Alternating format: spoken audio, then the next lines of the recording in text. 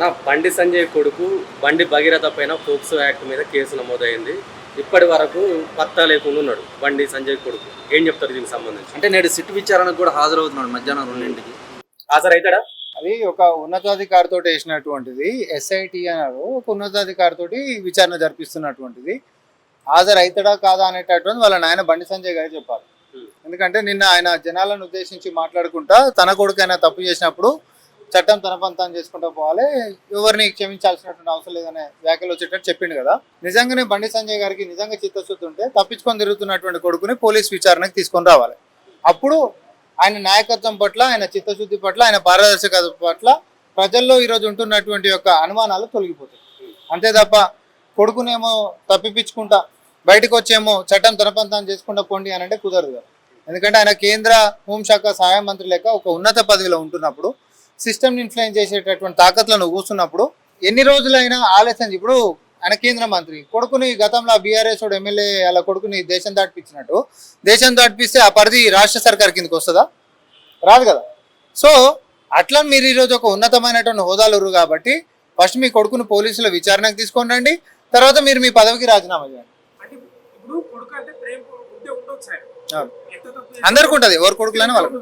కానీ ఇక్కడ ఉన్న కాంగ్రెస్ ప్రభుత్వం ఎందుకు చర్యలు తీసుకోలేదు? 8 తారీఖు కంప్లీట్ ఇస్తే కాలయాపన చేస్తుందనే చర్య అది పెద్ద ప్రశ్న వచ్చింది. ఇప్పుడు నేను ఒకటే విషయం చెప్తా, ఎవరైనా కూడా ఇప్పుడు బీఆర్ఎస్ పార్టీలో కేటీఆరే ఉండు, ఎవరైనా పోయి టక్మని కేసు పెట్టేసేస్తారు. కేసు పెడతారు పోలీస్ స్టేషన్, కేటీఆర్ పలానా ఇట్లా ఇట్లా అన్నారని చెప్పి అన్నారు అనుకుందాం. ఇమీడియట్ గా ఎఫ్ఐఆర్ చేసేసి పోయి కేటీఆర్ ని తీసుకొని వచ్చేసి జైలుకి పంపించేసేయాల్సిందే అని అంటే కుదురుతుందా? సో పోక్సో కేసేనా ఎవరైనా ఎవరితోటి కూడా అవుతారు. నిజం అనేటటువంటిది ప్రైమా ఫేస్ కేసు అనేటటువంటిది ఉందా లేదా అనేది కూడా పోలీసు వాళ్ళు ప్రాథమిక విచారణ అంటాం. సో ఆ ప్రాథమిక విచారణ అనేటటువంటి కేసు ఎస్టాబ్లిష్ అవుతున్నప్పుడు ఎఫ్ఐఆర్ చేయడం జరిగింది. ఎఫ్ఐఆర్ తర్వాత ఆయన గురించి వెతుకులాడడం కూడా మొదలైంది. ఇవన్నీ ఇట్లా కాకుండా కూడా మళ్ళీ ముఖ్యమంత్రి గారు కూడా స్పెషల్గా దీనిపైన అందరికీ పారదర్శకంగా జరిగిందేందో తెలవాలని చెప్పి ఒక ఉన్నతాధికారితో కూడా విచారణ చేయించడం కూడా మనకు జరుగుతూ ఉంది. ఇవన్నీ ఎప్పుడు చేస్తాం? గతంలో ఎప్పుడన్నా కాంగ్రెస్ పార్టీలో ముఖ్యమంత్రి రేవంత్ రెడ్డి గారి పట్ల పేదవాళ్ళకి కాకుండా బలిసినోళ్ళకి ఎవరికైనా సహకరించిండు అనేటటువంటి చరిత్ర ఉందా? సంజయ్ థియేటర్ ఘటనని గిట్ట మనం తీసుకుంటే ముఖ్యమంత్రి రేవంత్ రెడ్డి గారు ఎవరి పక్షాన నిలబడ్డారు అని అంటే పేదోడి పక్షాన నిలబడ్డాడు. సంపన్నులు కాబట్టి, సినిమా హీరోలు కాబట్టి, లేకపోతే పెద్ద ప్రొఫైల్స్ కాబట్టి వాళ్ళ పక్షాన నిలబడ్డా, లేకపోతే లేనటువంటి పేద బాధిత కుటుంబ పక్షాన నిలబడ్డా? ఇక్కడ కూడా అంతే. తప్ప ఒప్ప అనేదే ప్రభుత్వానికి లెక్క. తప్పు జరిగింది అన్నప్పుడు ఎంత పెద్దవాడి కుమారుడైనా, లేకపోతే కొడుకైనా, లేకపోతే ఇంకొవరైనా, అది ఏ ప్రొఫైల్ అయినా ఉపేక్షించనీక లేదు, చట్టం తన పంతాన్ని చేసుకుంటూ పోతుంది. బీఆర్ఎస్ పార్టీ మాత్రం రాష్ట్ర వ్యాప్తంగా తాము ఆందోళన చేపట్టిన తర్వాతే రేవంత్ రెడ్డి కూడా సిట్ విచారణకు ఆదేశించారని చెప్పుకొస్తుంది. ఎఫ్ఐఆర్ ఎప్పుడైనా డేట్ చెప్పు. 8వ తారీఖు బీఆర్ఎస్ క్యాంపెయిన్ ఎప్పుడు చేసిండు చెప్పు. ఎప్పుడు చేసిండు చెప్పు. కానీ వాళ్ళు ఎవరు ఫస్ట్ చర్య తీసుకున్నట్టు ఇక్కడ క్రొనాలజికల్ గా ఆలోచిస్తే ఎవరు ఫస్ట్ చర్య తీసుకున్నారు? ప్రభుత్వం నుంచి ఒక కేంద్ర మంత్రి కొడుకు మీద ఎఫ్ఐఆర్ అయిపోయింది అని అంటే అది మా ప్రభుత్వం ఉంటున్నటువంటి చిత్తశుద్ధి. దాని తర్వాత ఎఫ్ఐఆర్ అయింది కాబట్టి ఎవో తప్పు చేసేసి నేను రోడ్లు ఎక్కి అదేదో పోస్టర్లు పెట్టించేసేసి తర్వాత బీఆర్ఎస్ వాళ్ళతోటి ములాఖత్ అయిపోయి వీళ్ళిద్దరు కలిసి సోషల్ మీడియాలో బీజేపీలో పడనటువంటి వాళ్ళు, ఎవరు బండి సంజయ్ గారికి పడనటువంటి వాళ్ళు, బీఆర్ఎస్ వాళ్ళు ఇద్దరు కలిసి ములాఖత్ అయిపోయి మీరు ఏదైనా క్యాంపెయిన్ రన్ చేసుకోండి. అదే ప్రభుత్వం నుంచి మనకు తప్పు జరిగిందా లేదా అనేది వరకే మనకు లెక్క. తప్పు జరిగినప్పుడు చట్ట ప్రకారంగా చర్యలు తీసుకుంటున్నామా లేదా అనేది వరకే లెక్క. అంతే తప్ప దాని మీద రాజకీయం చేస్తూ కుటుంబ సభ్యులు ఇంకోటి దగ్గరికి పోవాల్సినటువంటి అవసరం మనకు లేదు. వచ్చి ఇచ్చినటువంటి ఫిర్యాదు మీదకించి కఠినమైనటువంటి చర్యలు చట్ట ప్రకారంగా తీసుకోవడానికి చర్యలు పూనుకున్నారు. ఇది మొదలైపోయింది అంటున్నా నేను. మీరు చిత్తశుద్ధి అని చెప్పేసి మాట్లాడుతున్నారు. 8వ తారీఖు కేసు ఫైల్ అయిపోయింది. 10వ తారీఖు నరేంద్ర మోడీ పర్యటనలో భాగంగా ముఖ్యమంత్రి రేవంత్ రెడ్డి బండి సంజయ్తోని కొంతవరకు మాట్లాడడం జరిగింది. మా మిత్రుడు అని చెప్పేసి సంబోధించడం జరిగింది. ఏ రకంగా ఒక నిందితుడి యొక్క తండ్రిని ఏ రకంగా ముఖ్యమంత్రి గారు ఆ రకంగా సంబోధించారని చెప్పేసి సోషల్ మీడియాలో చర్చ జరుగుతుంది. ఇప్పుడు నేను ఒకటే మాట చెప్తా, ఇంట్లో జరిగినటువంటి దానికి కేసు అయింది. ఈయన నా మిత్రుడు కదా అని చెప్పి కేసు ఆపితే నువ్వు ఆ మాట అన్నారు. అదే ముఖ్యమంత్రి రేవంత్ రెడ్డి గారు తన పని తాను చేసుకుంటూనే ఒక రాజకీయ వేదిక మీద అడ్రస్ చేసినటువంటి దాన్ని తప్పు పట్టాల్సినటువంటి అవసరం ఉందా? నేను ఇది అడుగుతున్నా. నా మిత్రుడే కదా అని చెప్పేసి ఎఫ్ఐఆర్ చేయకుండానే తప్పించుకొని, లేకపోతే కేసులు పెట్టకుండా బాధిత కుటుంబాలను చిత్రహింసలు పెట్టేటటువంటి నాయకత్వాన్ని బీజేపీ రాజ్యాలలో మనం చూస్తున్నాం. మహిళలని అఘాయిత్యాలు చేసినటువంటి వాళ్ళని ప్రశ్నించడానికి వచ్చినటువంటి తండ్రులను పోలీస్ స్టేషన్లలో కొట్టి చంపించినటువంటి కేసులు బీజేపీ రాజ్యాలలో మనం చూస్తా ఉన్నాం.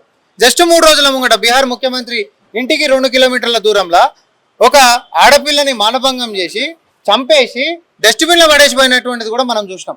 ఓకే. ఇట్లాంటి దాని మీద కనీసం చర్యలు తీసుకోలేనటువంటి బీజేపీ సర్కారులని ఈరోజు ఫిర్యాదు రాగానే ఎఫ్ఐఆర్లు చేస్తూ విచారణ చేపడుతున్నటువంటి కాంగ్రెస్ సర్కార్కి చాలా తేడా ఉంది.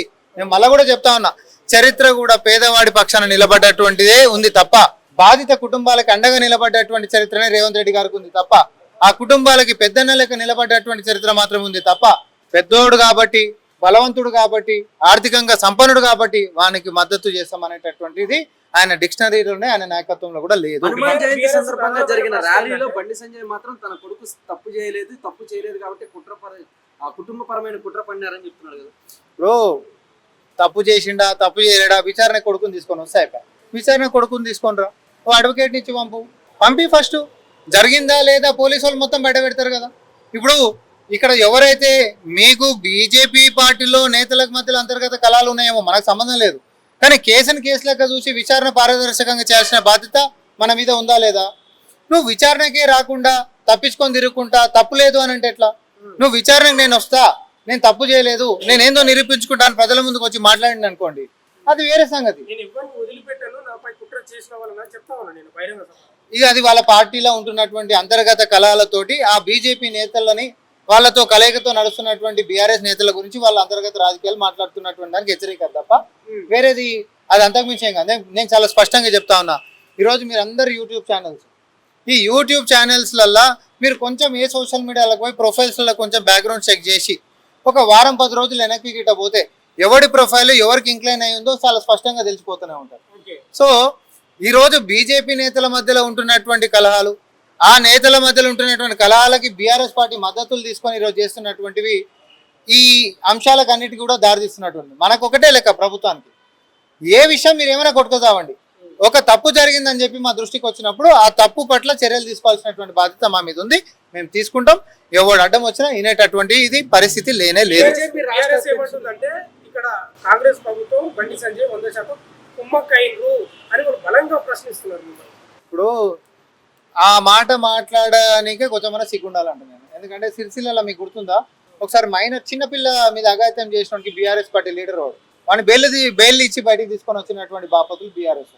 అంతేకాదు మహిళల మీద అఘాయిత్యాలు అయితే, మహిళ ఆత్మహత్య చేసుకుంటే, ఆత్మ గౌరవాన్ని కించపరచుకుంటా ఎన్నికల కంటే ముంగట అమ్మాయికి వేరే ఎఫ్ఐఆర్లునే చూసుకోండి అని చెప్పి ప్రవళిక వ్యవహారంలో మాట్లాడినటువంటి ఒకసారి నేను గుర్తు చేస్తా ఉన్నాను. మహిళల పట్ల ఏ రోజు మీ బతుకులకు చిత్తశుద్ధి లేనటువంటి బీఆర్ఎస్ పార్టీ ఈ రోజు వచ్చి ముసలి కన్నీరు గార్చుకుంటా మేమేదో చేస్తున్నామనంటే దీని వెనకాల బీజేపీలో ఉంటున్నటువంటి కొంతమంది నేతలు, తర్వాత బీఆర్ఎస్ పార్టీ నేతల యొక్క కపట రాజకీయం తప్ప అంతకు మించి వేరేదేమీ లేదు. కానీ మహిళలపై చిత్తశుద్ధి ఉంది కాబట్టి దిశ నిందితులపై అసలైన యాక్షన్ తీసుకోవాలని వాళ్ళ వర్షం చెప్తారు. మరి అదే దిశా నిందితుల తర్వాత ఒకటి ఏది కమిటీ వేసేసి విచారణ చేస్తే ఎవరినైతే ఎన్కౌంటర్ చేసారో అసలు అఘాయిత్యం పాల్పడ్డోళ్ళు వాళ్ళు కాదని చెప్పి రిపోర్ట్ వచ్చింది. దానికి ఏం జవాబు చెప్తావు? అంటే అమాయకులను చంపినట్టు అయింది కదా ఆడ. ఇది ఏమైనా అందుకని మనం ఏమంటున్నాం, విచారణ జరిపించాల్సిందే, ఎంత పెద్దోడైనా ఉపేక్షించేటటువంటిది లేదు. అట్లని చెప్పి తప్పే గిట్ట జరగలేదు అనుకో, తప్పుడు అపవాదు గిట్ట వీళ్ళ మీద వేసిరు అనుకో, వీళ్ళని నిర్దోషులు లేక బయటకు వస్తాం. మేము అనేది ఎవడు తప్పు చేసినా మనం ఉపేక్షించొద్దు. అట్లని చెప్పి తప్పుడు కేసులు ఎవడన్నా పెట్టినా కూడా నిజం అనేది బయటకు వస్తుంది అండి. బీజేపీ రాష్ట్ర అధ్యక్షుడు రామచంద్రరావు మాత్రం మా పార్టీకి దీనికి ఎటువంటి సంబంధం లేదని చెప్తున్నారు. ఎందుకుంటది గిసొంటిది వచ్చినప్పుడు ఇక ఉంటుంది అని చెప్తాడా? నువ్వు చెప్పు ఉంటదంట. అంటే ఆ పార్టీ కేంద్ర మంత్రి కదా, అయినా సరే మాకు సంబంధం లేదు, అది కుటుంబ వ్యవహారం, పార్టీకి దీనికి ఎటువంటి లేదని చెప్తున్నారు. అదే రేపు పొద్దున బీజేపీ నాయకుల వాళ్ళ ఇళ్లలో బీజేపీ నాయకులు ఒకటి చేసినా ఈ డైలాగ్ డిఫాల్ట్ వస్తుంది, మర్చిపోయి. ఒక చివరి ప్రశ్న, ఒకటి పొలిటికల్ గా చాలా ఇష్యూ అయిపోతుంది ఇది. నిజంగా చెప్పండి, మీరు ఒక ప్రభుత్వంలో ఉన్నారు కాబట్టి నిజంగా ఈ కేసు ముందర పడుతుందా? 100% తిరిగింది అనేది తండ్రి ఒప్పుకుంటున్నాడు బహిరంగ సభలో, తిరిగిన డాడీ అని కొడుకు అయిపోయినాడు. నిజంగా ఏమైనా బయట కేసు పడే ముందుకు పోయే అవకాశాలు కనిపిస్తున్నాయి, నీరు గారే అవకాశాలు ఎక్కువ కనిపిస్తున్నాయి చాలా మంది అంటున్నారు. 100% నిజం అనేది ప్రజల ముందుకు వస్తుంది.